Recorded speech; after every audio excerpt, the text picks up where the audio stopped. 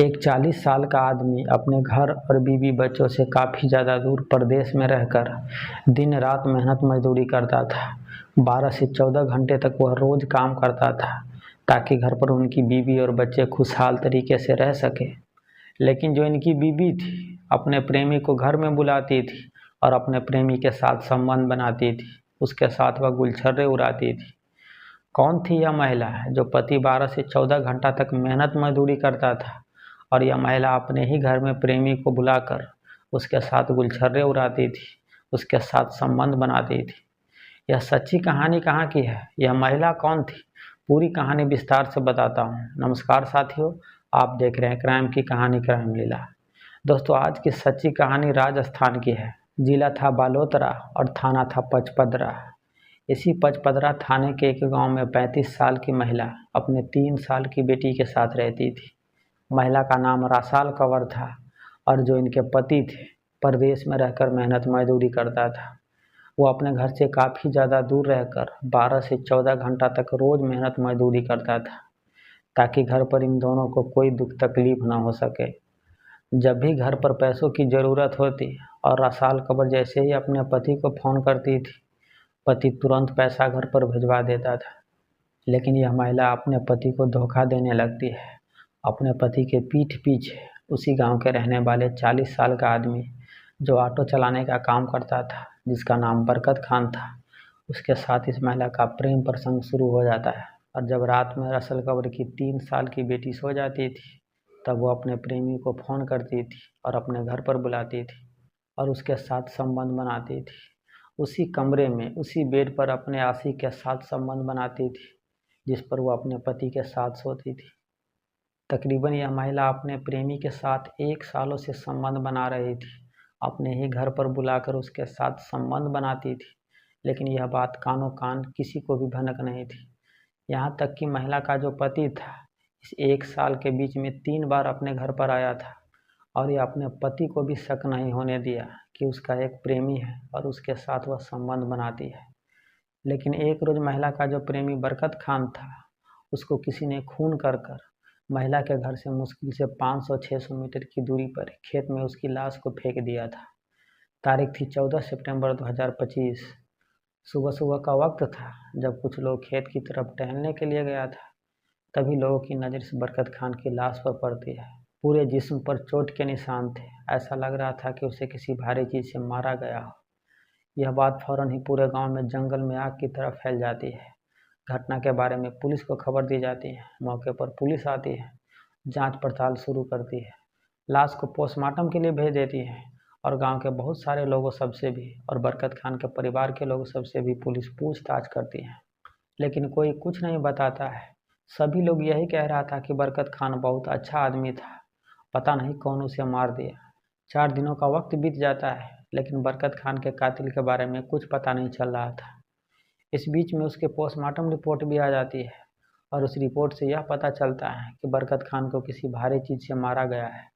जिस्म पर बहुत सारे चोट के निशान थे और उसके सिर पे भी 3 चोट के निशान थे। इसी चोट के चलते उसकी मौत हुई थी।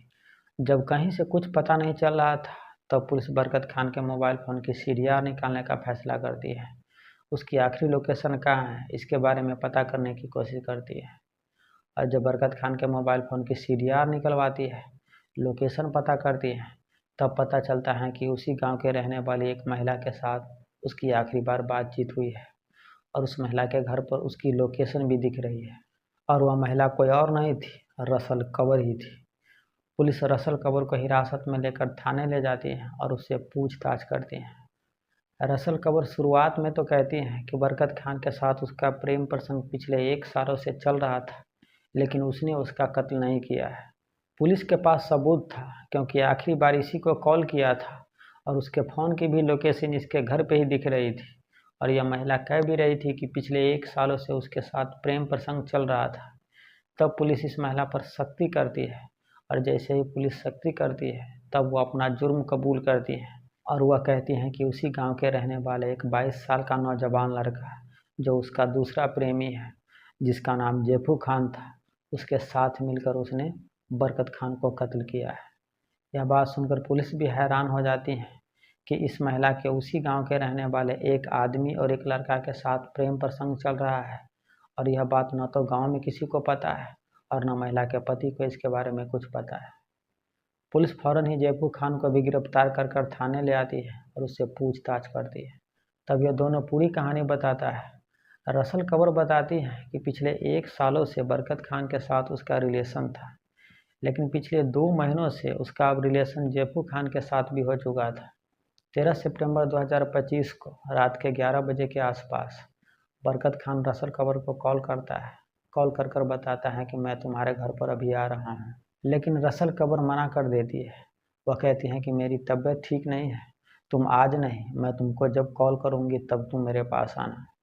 लेकिन वह तो अपने दूसरे प्रेमी जयपू खान को पहले ही बता चुकी थी कि आज रात तुम मेरे घर पर आना। कुछ ही देरों में जयपू महिला के घर पर आ जाता है और वह जयपू को लेकर कमरे के भीतर चले जाते हैं और उसके साथ संबंध बनाने लगती है। उधर बरकत खान अपने घर पर सोच रहा था कि आज कुछ भी हो जाए वह रसल कबर के साथ संबंध बनाएगा ही। तब वो भी अपने घर से निकलता है और रसल कबर के घर पर आ जाता है। जैसे ही वो रसल कबर के घर पर आता है, जिस कमरे में रसल कबर सोती थी उस कमरे से अजीब तरह की आवाज़ आ रही थी और कमरे के भीतर से मर्द की भी आवाज़ आ रही थी। तब इसको लगता है कि शायद रसल कबर का पति घर पर आ गया है और वो अपने पति के साथ सोई है। तब ये फिर सोचता है कि चलो एक बार खिड़की से झांक कर देखते हैं कि सचमुच में उसके पति है या कोई और है। और जैसे ही वह खिड़की के पास जाता है, खिड़की से जैसे ही भीतर झांकता है, तब देखता है कि वह गांव के ही रहने वाले एक 22 साल का नौजवान लड़का है, जो रिश्ते में उसका भतीजा लगता है और उसका नाम जयपू था। वह जयपू के साथ संबंध बना रही थी।